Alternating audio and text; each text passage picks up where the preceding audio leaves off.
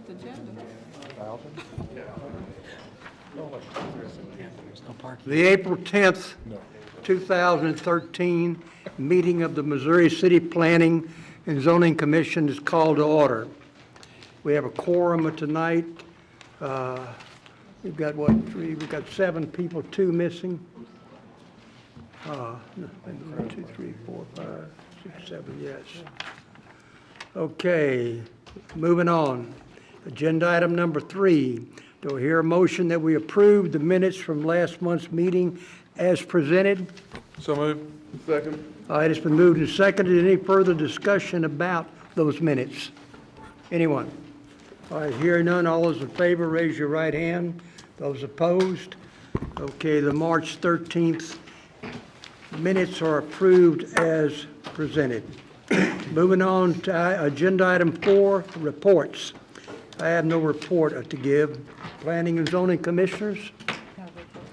Okay, moving on, staff reports. No report. Yes, sir. Planning representative? Public Works? Valerie's going to give a report.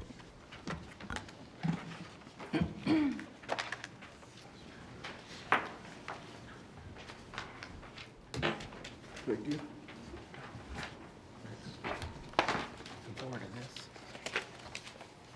Thank you so much.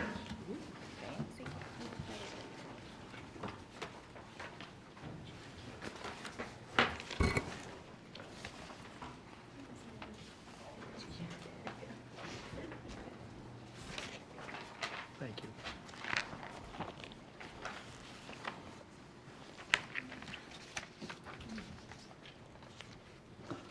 All right, thank you. For those of you who do not know me, I'm Valerie Marvin. I'm the Capital Improvement Program Administrator in the Department of Public Works, and we've been working on a bike and pedestrian mobility plan. We are in the final stages, and so we wanted to come to you to present what we found so far.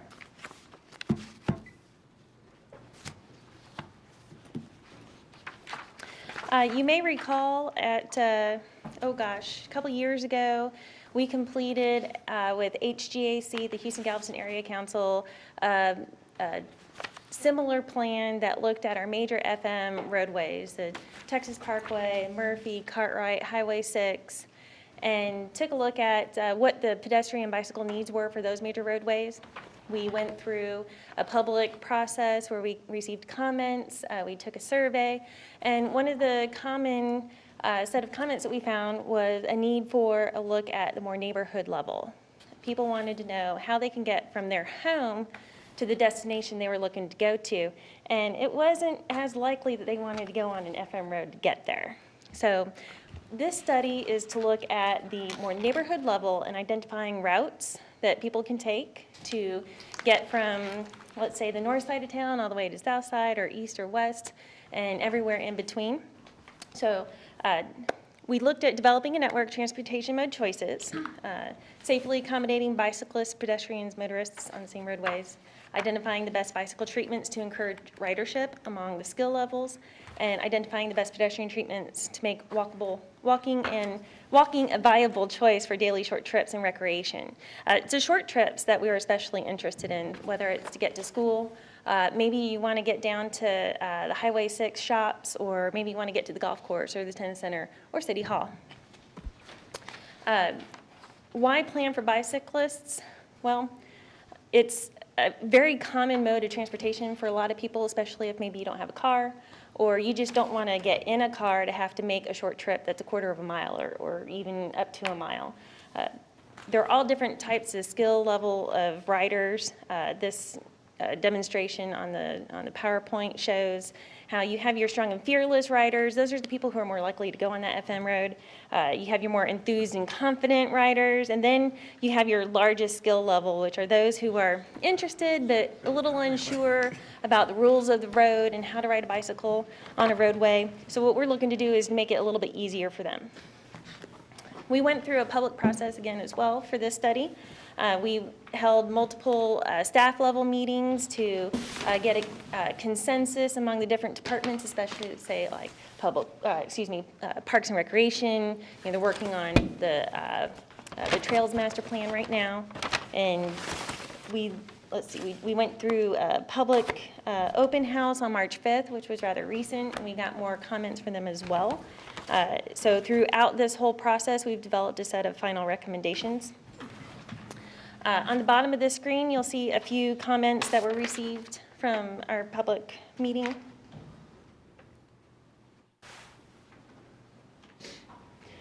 The one in the middle, we ride bikes within Quill Valley, ready to go farther away. I find that to be an interesting comment because to us it means that they're ready to go beyond their neighborhood. They're ready to go, like I said before, whether it's down to Highway 6 to go to the shops or maybe it's to come up to City Hall. How are they going to get from their origination to their destination? So what we did is we looked at preferred routes through the neighborhoods, and this is a large map, but we'll get into the details in just a second. And the two major things that we looked for in these routes is primarily safety and connectivity. How can people get from point A to point B without having to go on a major road necessarily? And which roadways are more apt for receiving treatments, and treatments being the types of facilities, and we'll get into that in just a second. The roadway width, or the number of lanes, and the volume of the vehicles are also factored into which routes we chose. So a roadway that has a larger volume of traffic isn't going to be as preferred choice as a lower volume. And then one thing I want to mention is the implementation expectations are going to be based on need and funding. So this is a plan, it's a vision to show where we feel these routes should be in the future so that as we go through and either rehabilitate roadways or do restripings or whether we find new investment opportunities, that we'll know where we should direct those fundings. So getting into the details, into the bicycle recommendations, bike lanes is the first recommendation, and all the little red lines on the screen show you the different roadways that are proposed to receive that type of a treatment. The report goes into more detail, and you'll be able to see exactly which roadways those are. And we list that, excuse me, which types of roadways those are more typical on. They're more appropriate for those roadways that have sufficient pavement width because it's on the roadway as opposed to off the roadway. Bike lanes with parking is very similar, and again, this treatment is based on the width of the roadway and the amount of pavement that's available, and we don't necessarily want to take away the parking that might already be on that street. Buffered bike lanes is very similar. This is an option that might be more viable on a roadway that has a heavier traffic volume. It gives you an on-roadway option with more space to buffer you from the cars that travel beside you, and it offers a higher level of safety. A shared route is on pavement as well. This is used on a roadway that's more narrow, where you don't have the extra pavement to put a bicycle on a separate lane. But the particular pavement marker you see in the picture is called a sharrow, and it's intended to be an arrow that tells a driver that they will share the road with bicycles. It's a way of informing motorists to expect bicycle traffic on the roadway. Wayfinding dots are of particular interest to us. We're looking at the possibility of using these on the more neighborhood level, and you'll see Quill Valley is particular focus, excuse me, because of its central location compared to multiple destinations in the area. The dots would be used to direct people as they're on their bike to take a left or a right-hand turn to get through the network, whether they're going south towards the Highway 6 shops or north towards City Hall. So those are of particular interest to us. We're looking at it from a maintenance standpoint as well to see how much do those markers cost to install and maintain, and we'll take it from there. Excuse me. A side path is off the roadway. You'll see these more commonly used down in the Sienna and Riverstone area. Those were planned through the, excuse me, the development of the plan development. These are safer options because they're off the roadway. You're separated from the vehicular traffic. Excuse me. These are commonly designed to be shared with pedestrians. So sometimes you can experience conflicts between bicycles and pedestrians. So that's why we tend to make them a little bit wider. It requires a little more space, a little more right of way perhaps. So sometimes that can be a limiting factor. A shared use trail is, for example, Oyster Creek Trail. Those are excellent options to offer not only recreation opportunities, also mobility choice to get from point A to point B. Say you live up near Dulles and you want to get down to Highway 6, you can hop on Oyster Creek Trail to get down to Murphy Road, and then from Murphy Road south to Highway 6. One of our inherent challenges that we look at in the report is, in that particular example, people do not want to get on Murphy Road to get down to Highway 6. So our report identifies an option for people to get from Mosley Park, perhaps a little bit further down the trail, hop over to Hampton, and then down to Highway 6 from there. And would you like to assist me with moving forward? Jeff Whitaker is with Kimley Horn, and he's the consultant who helped write the report for us. And I'd like for him to go into more detail on the example recommendations and how they're applied to our real-life situations. Well, on the PowerPoint slide, there's 2 examples that we have, but if you, in the packet, there's an appendix that shows a bunch of different type of examples of the facilities you have in Missouri City. One of the examples that you see is Glen Lakes, and if you go down Glen Lakes right now, it's on-street parking with the one travel lane. That's kind of one of your low-hanging fruit that's pretty easy to implement because you can just move a stripe over to make the on-street parking a little bit tighter because it's a really wide stripe right now, and add extra room for a bikeway just to give the bicycle a place. What we're trying to do is we're trying to make sure everyone has a place. There'll be a place for the vehicle, a place for the bike, and a place for the parking. So that's kind of a pretty common example. That's Glen Lakes, as you see right in front of you. The other example is just a shared route where we would put the share markers.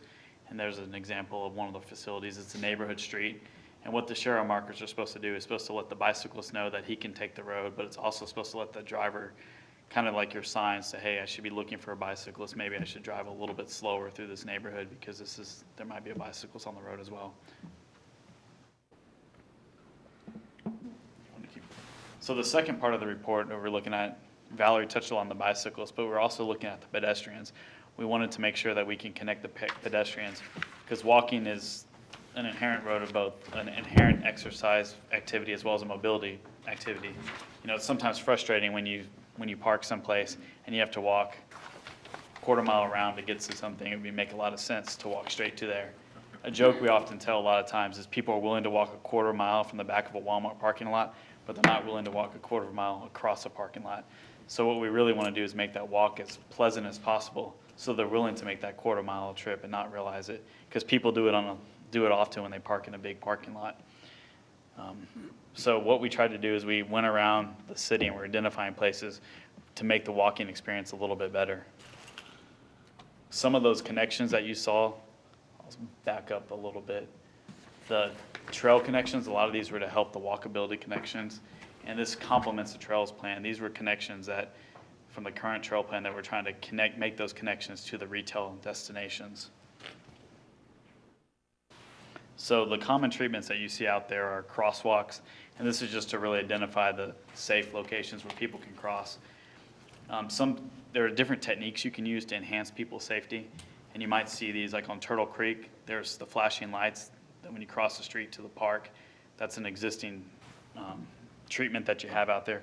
But you can also do other techniques such as rapid flashing beacons, which are when the beacons flash when someone's crossing, as well as an island. If you cross a large street and you have to cross about 60 feet of pavement, it's nice halfway through to have about a 10-foot refuge, where if you have to stop or something, you can, because you can make the decision to cross 20 feet at a time as opposed to crossing 60 feet or so. Some other pedestrian corridor treatments that we looked at were just the treatment of the corridor. Just by the roadway design, when you design the roadway, if you put more lighting or landscaping out there, it makes more of a walkable environment. If you can't see at night, you're probably not going to want to walk in that facility. Or if there's landscaping out there, you might be more attracted to walk down that facility.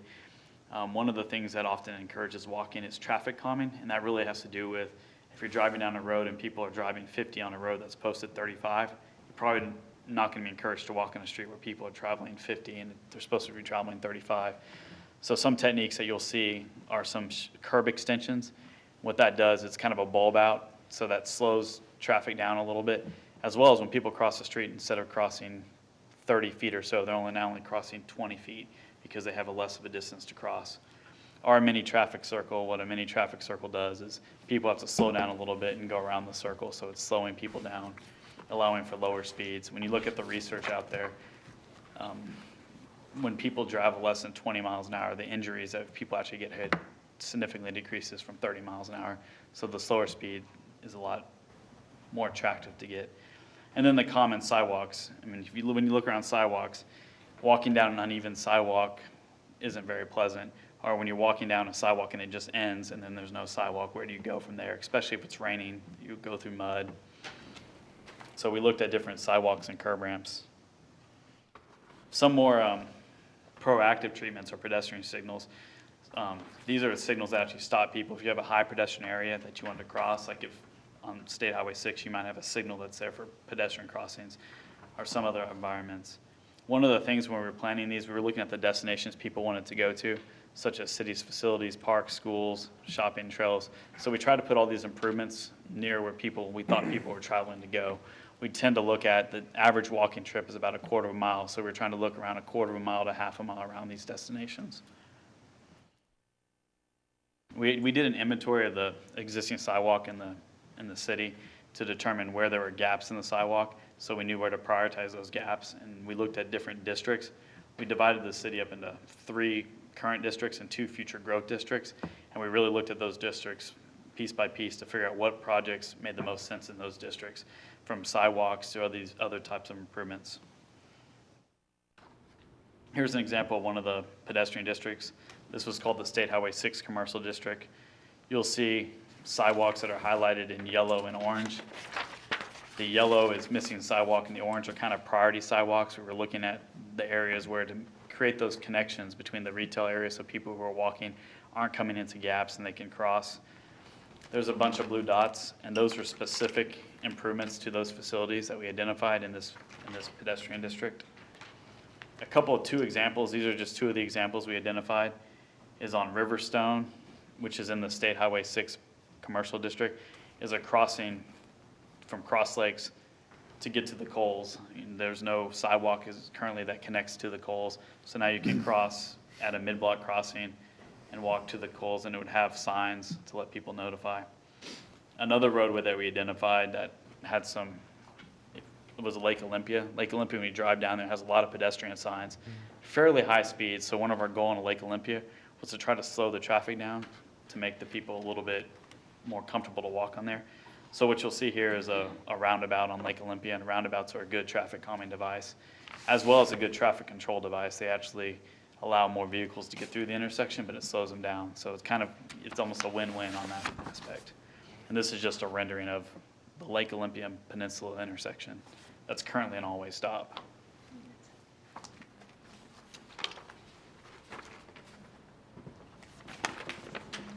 So that wraps up the update for the bicycle pedestrian mobility plan. I'd be happy to answer any questions that you have. Well, Valerie, I think both of y'all have done an excellent job of putting this together. Thank you. Extremely well. Thank you I have very a much. question. Anybody?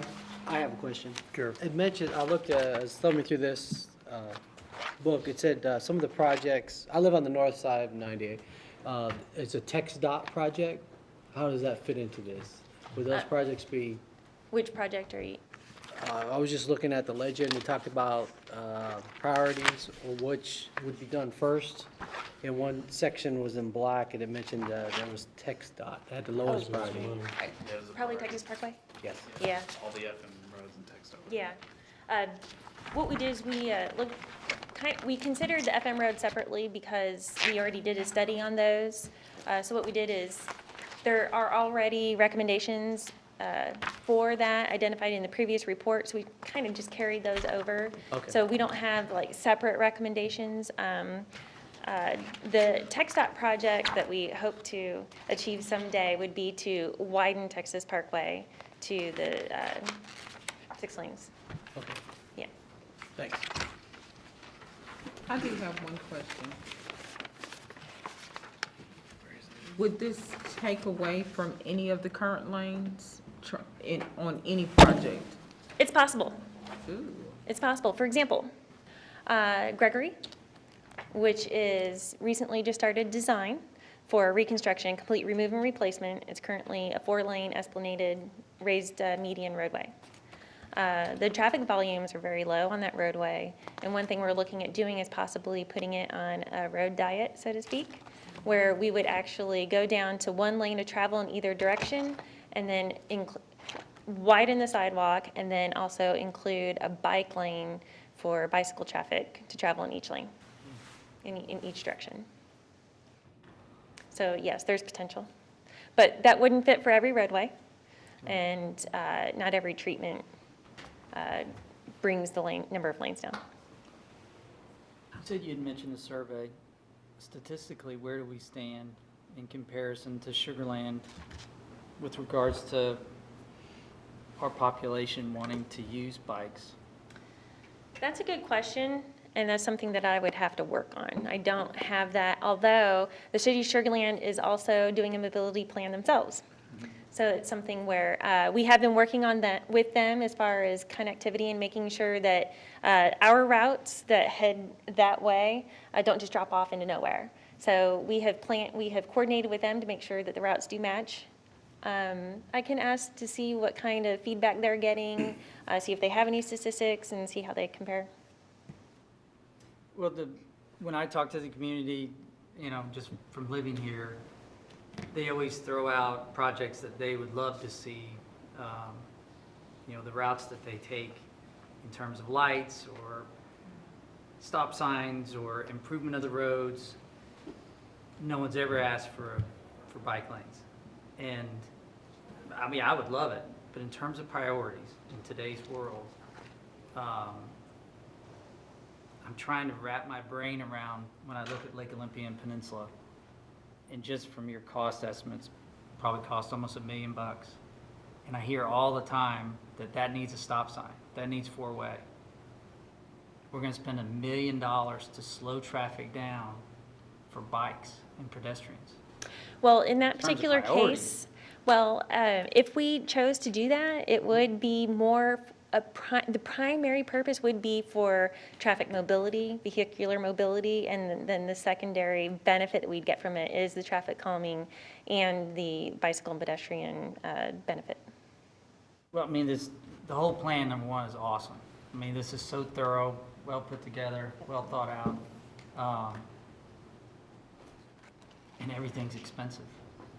And Well, as much as I'd love to have this, I'm just wondering, how many people would we impact? And is there some kind of algorithm that you experts come up with that if you have these paths, do you attract future residents to Missouri City because you've accommodated their desire while other cities haven't? One of the things is on the bicycle portion of things, striping is relatively inexpensive to do, but a lot of it will be done, like Valerie said, is when you're resurfacing a road, and you're already restriping it, so there's just a very small cost, additional cost associated that may be 1% to 2% of the total project cost. You wouldn't actually probably go out there and, in very few cases, would you go out there and restripe it as not a part of another project. You would have this as a roadmap going forward, and if you were doing a project, say Gregory, that's going on right now, you would consider the plan and tie it into the current existing project. On the Now- projects you've done throughout the country, how do you gauge use? Depends on where you are in the country.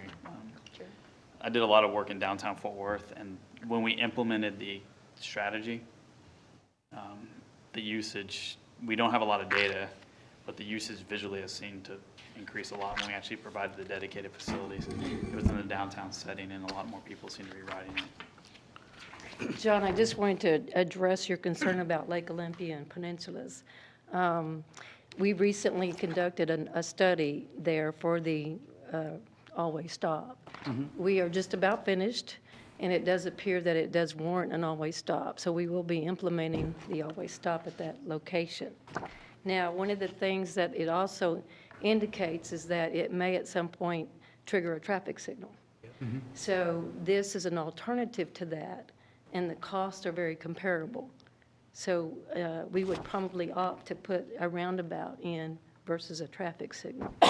So what this type of thing can help us replace some of those things like traffic signals that cost a lot more to maintain after they are constructed in the operational aspect. So just wanted to let you know that these type of things are good alternatives that we can implement in some of these locations. I love the idea of pedestrian, especially at Lake Olympia and around the area, because so many kids walk to the middle school. And there are gaps on Lake Olympia Parkway that they're walking on dirt. But I'm glad that you did the study, and I'm glad that it made sense to put a stop. I mean, like I said, I love this, but while construction's going on, how do you explain the priority if it's just for bike and pedestrian traffic when we've increased our growth by so much? We've invited so many cars on Lake Olympia Parkway through the tollway. And I'm sure residents are gonna go, and now you're gonna fit bicycles? Because, I mean, it's so narrow, you don't have any elbow room. And I know I'm picking on Lake Olympia Parkway, mainly because it's heavily trafficked, and the beautiful design you did, I can visualize it. But it's 50-mile-an-hour traffic, tight curves. Lake Olympia, we didn't put bicycle lanes on it, but our objective, because we recognize it was 50 miles an hour, we were trying to slow the traffic down a little bit Right. to allow for the And this pedestrian is a great activity. alternative for that. Makes sense. Thank you. I have a request, if I may. In future, would it be possible to give this prior to the meeting? So when we came here, if we had it over the weekend, at least I for one, we could have had a look at it, and when you, either we look at it or we listen to you, really cannot respond the way we would have liked to. Okay, Please, sure, yes, next time. thank you. Yeah, I had one final question. In your experience, have you seen or measured any improvement towards bicyclists or cyclists after this type of thing was put into the community? Most people in Houston are not pro cyclists. Has there been an improvement in that? An improvement, The number? Not necessarily cyclists, number of people, as far as welcoming. Most people, I cycle a lot, and people are usually friendly towards cyclists. They think we're trying to take over the road. Do you see attitudes from city residents towards cyclists or cyclist community when this thing is being implemented, if you will, instead of, oh, here they are again, taking away our space on an already tight, compact road? Would there be a backlash towards cyclists, you think? Or an improvement? I typically see it as an improvement. The few times where you may hear any backlash is if there's a bike lane out there and some cyclists don't like to ride in the bike lane, and they choose to ride in the regular lane. That's the typically only backlash that you see, but that's the small 1% of the people out there that typically do that. Is there federal subsidies for these funds? Oh, yeah. oh, that would be based on, as we move forward, that it's entirely possible. Like I said, it's a vision for giving us a direction, so if opportunities do become available, we might know what to do with the money. Yeah, but that's possible, depending on what opportunities And come most along. grants that you're seeing coming around now, the Require. alternative transportation gives you a lot of points. And also having a study like this makes us more competitive for funds. Bill? Just a question concerning how this fits in, because we talk about pedestrians walking, pedestrians on bicycles. We also have kids going to school, and they walk on places. There are areas in this city where it is not extremely a good walking area. Have you looked at that in your studies to say, here's a school, looks like they've got a sidewalk going to here, could we do something there? School is one of the destinations we looked at. Pardon me? Schools were one of the destinations we looked at, and actually one of the schools that we actually made a future district around was the community college, to make sure that that area was being considered. That's a higher level school, but schools were definitely one of our higher destinations that we were trying to connect to. So, The one that's near and dear in my heart is the middle school, Quail Valley Middle School, and the access to that from the, what you call Thunderbird West and all of that area down around there. There's only one way to get to that school, and that's across the bridge on a back road. And, you know, the other way is to go on Highway 6. That'd be kind of interesting. So that's not very feasible.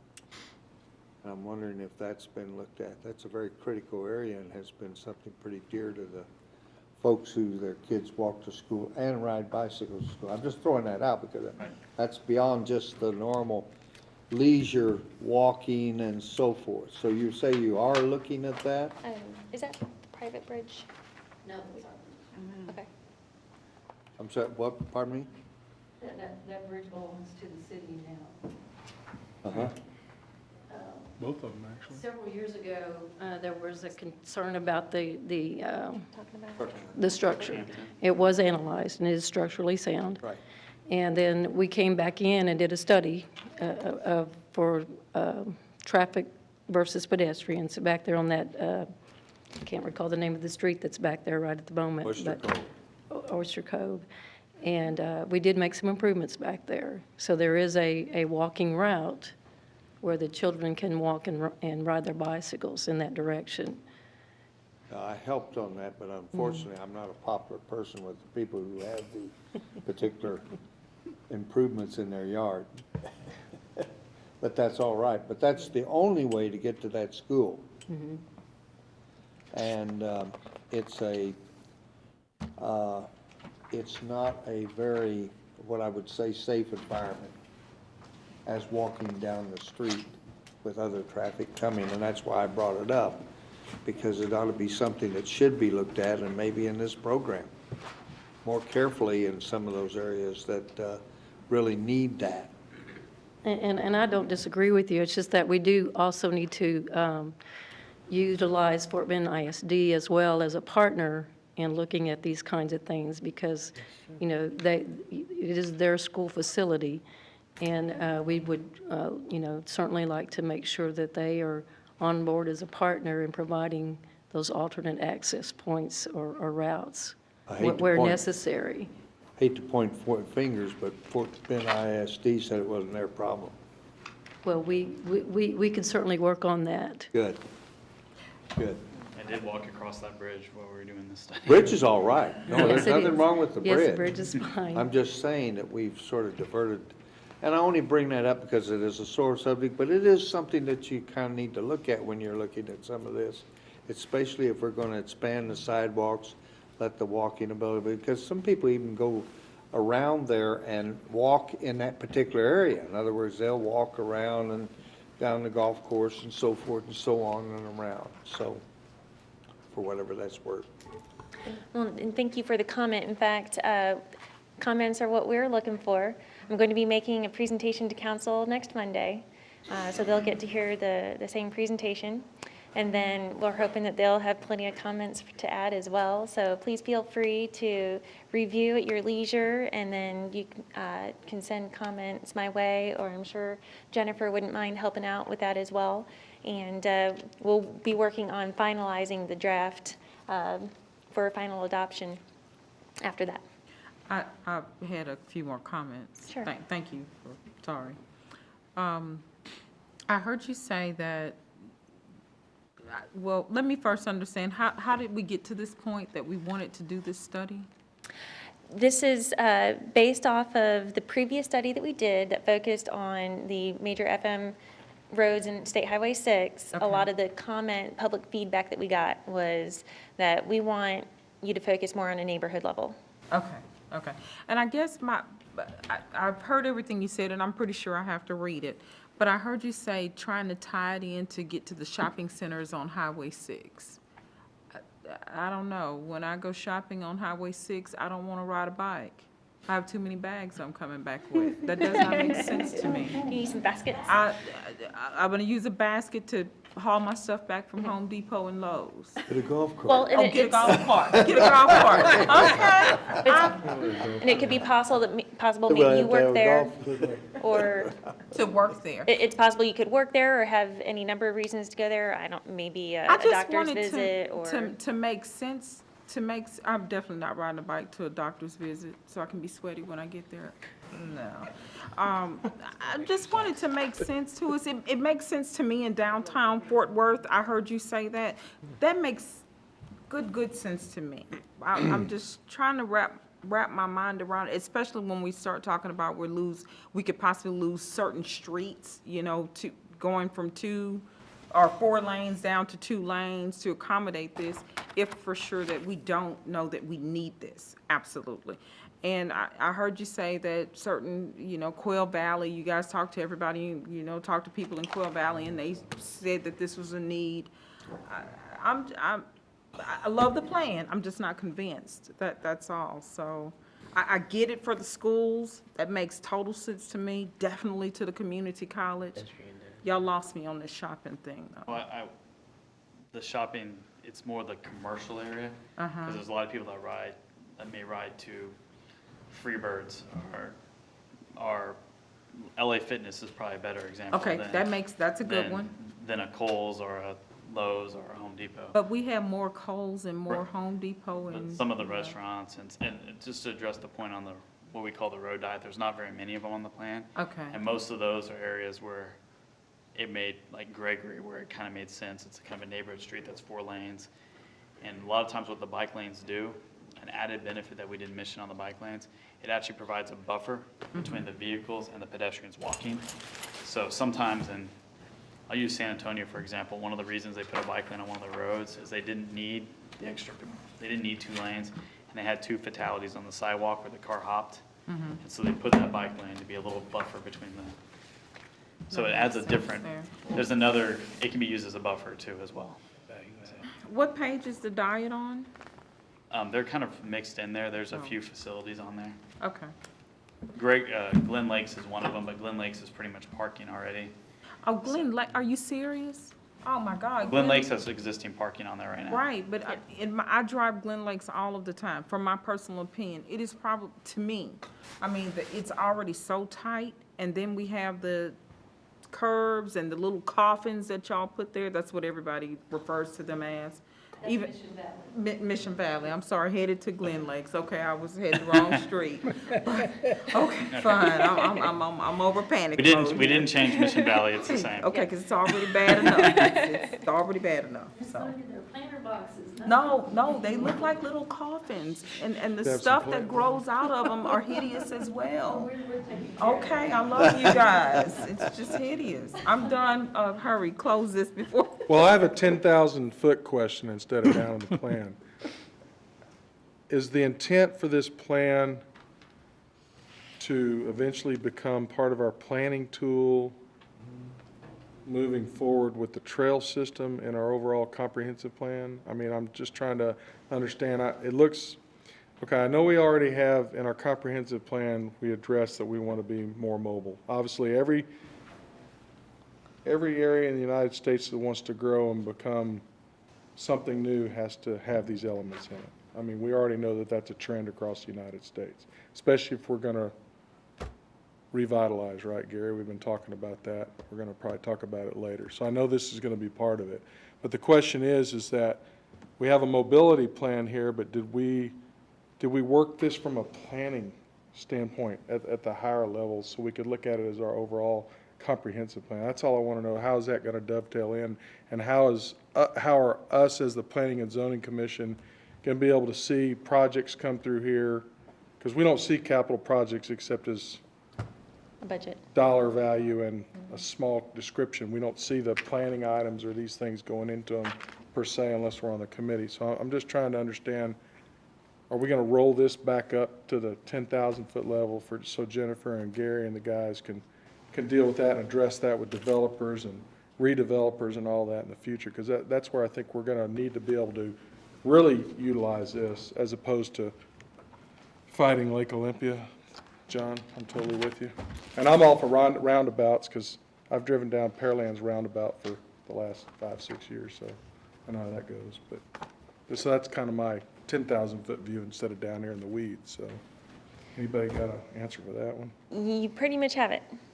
That, yes, the mobility plan will be a component of the comprehensive plan. Right. And then at the same time, the master trails plan is a component of, is being brought into this mobility plan to take a comprehensive look at mobility throughout the city. So Jennifer, when we see it, okay, so there, obviously people in here brought out things in the weeds. What we've seen is a lack of putting in sidewalks, pedestrian facilities, asking developers to do it, home builders and things to do it. We've argued over sidewalks for years.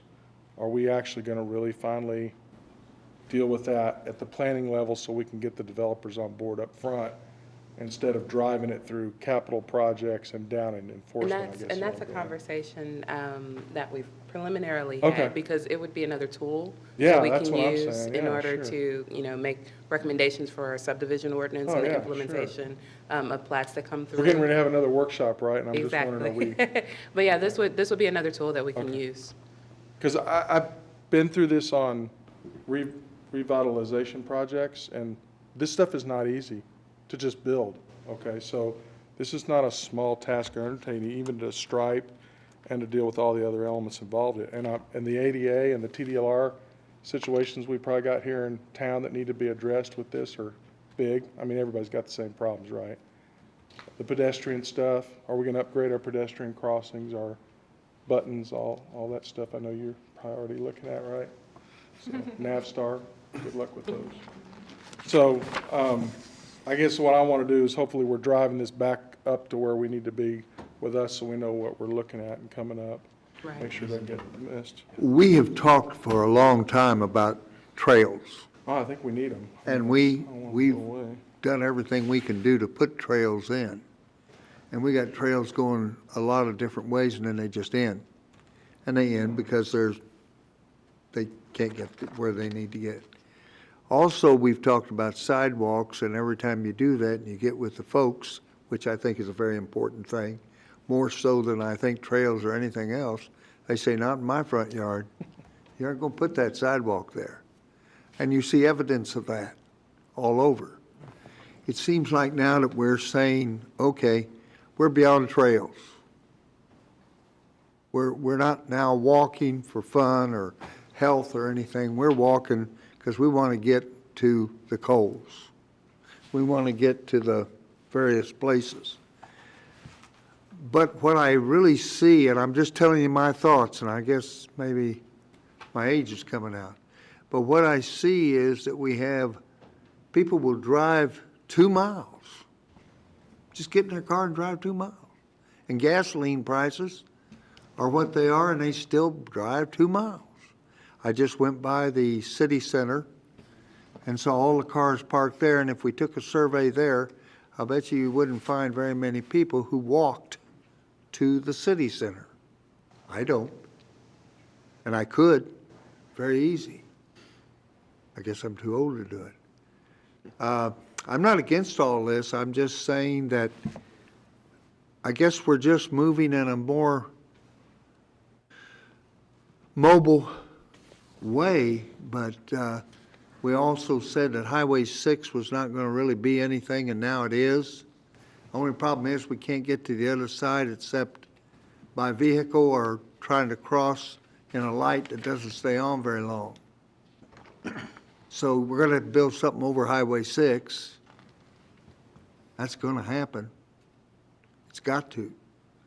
So I'm puzzled a little bit myself as to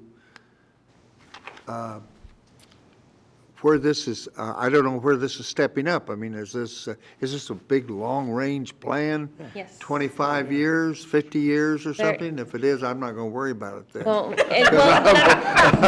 I won't be. but I'm glad you asked, though, because it is really a long-range plan. There's some low-hanging fruit that's been mentioned.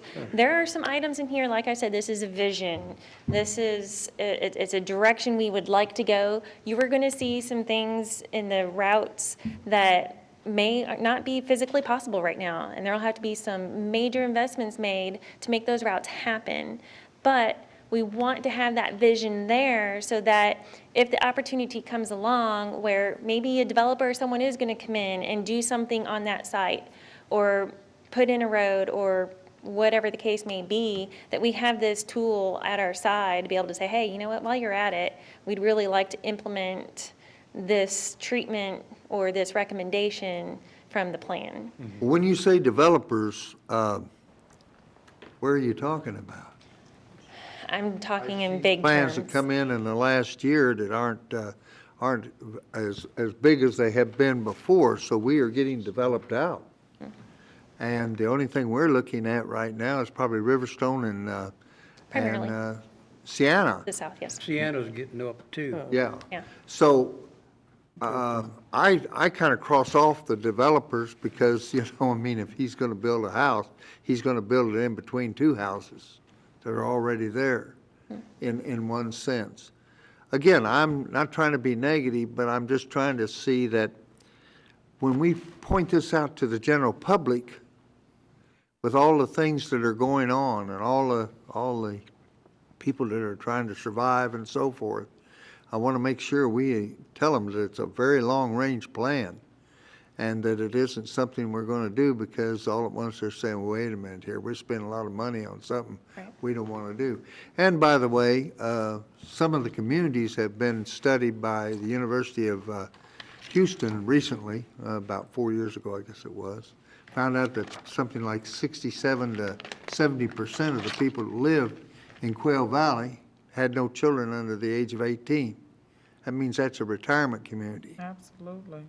Where are they walking to? Yeah, where are they Where are they going? walking to? Are you kidding me? I don't see them. I don't see them on the golf course. And that may change over time. Huh? That may change over time. Oh, absolutely, over time. Yeah. And I think you've given me some encouragement over time. Like I say, I won't be Yeah. around to see it. Well, and like I said at the beginning of the presentation, that this is the implementation expectation is that'll be based on need and available funding. Okay. I've said my piece. It's very good, though, Thank you. and alarming. Yeah. To end on a positive note, if there is a much demand now, there are many people out there now, but if this was in place, I think it would encourage more people to go out there with their kids and ride their bikes as the communities age and develop and move on or come anew. If it's there, people will tend to use it. So we got to start sometime and having the place for a long-term commitment. You got to take the first step, and this is a great first step. So, I'd like to see sidewalks. A quick question. They got them highlighted right here where they are. I'm not a popular guy when I do that. Anything more than 4 foot's a trail.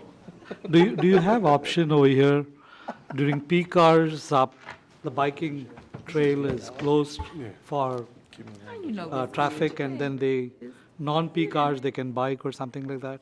Like I'm thinking of Murphy Road, for example. That's what You know, I say. if you take away a piece of Murphy Road, I cannot imagine people driving during peak hours.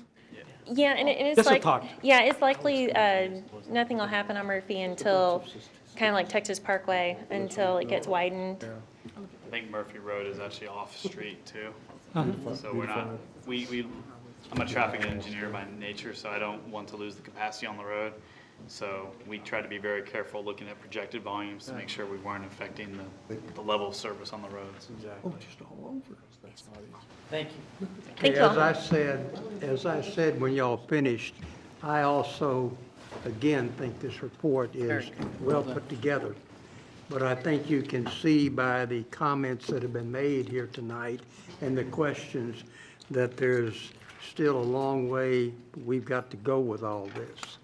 And I think the end result is if you can put out a program that will be good for the people, coincide with what their desires and wishes are, then I think you got a real taker here.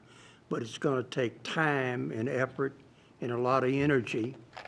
And people like myself, I haven't been on a bicycle in 40 years. And so, the And I don't think you're gonna ride the one. bicycle thing is not gonna bother me. And if I wanna go someplace, if it's 5 blocks, I get in the car and drive. I don't walk, you know. So that part to somebody like me is not important. But I do think y'all have done a good job with this, and I'd certainly like to see where we go from here. Thank y'all, both of y'all. Okay, moving on, agenda item number 5, the public comments. Is there anybody in the audience that would like to step to the podium and address anything which is not on our agenda for tonight? If you would like to do that, please be our guest. If you do, there will be no comments made by the commissioners, nor will they answer any questions or whatever, as the law says we can't. Anybody? Okay, moving on, agenda item number 6, plats, the consent agenda. 6.1, consider approval of a preliminary plat for TDE CU of Missouri City. 6.2, consideration of the approval of a preliminary plat for Sienna Village of Bees Creek, Section 22.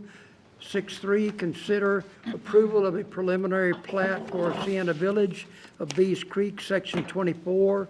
6.4, consider approval of a preliminary plat for Sienna Village of Bees Creek, Section 27. 6.6, consider approval of a final plat for a watermark at Sienna Plantation, Section 2. 6.7, consider approval of a final plat for Sienna Village of Bees Creek, Section 25. And 6.8, consider approval of a final plat for Lakeshore Harbor, Section 5. Do I hear a motion that we approve the consent agenda? So moved. It's okay. So moved. Second. All right, it's been moved and seconded. Is there any further discussion on the consent agenda? Anyone? Hearing none, all those in favor, raise your right hand. Those opposed, the consent agenda is approved as presented. Okay, we don't have any public hearings for tonight. Moving on to agenda item number 7, other matters within the jurisdiction of the Commission or the Capital Improvements Advisory Committee. 7A, impact fees, consideration of an updated report on the land use assumptions and capital improvements plan for the Northeast Oyster Creek Subwatershed, Lake Olympia Parkway Extension, and Mustang Bio Service Area.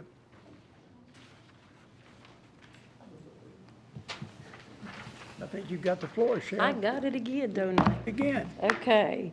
Just to bring you an updated report on where we are with the impact fees for those 3 areas that you mentioned.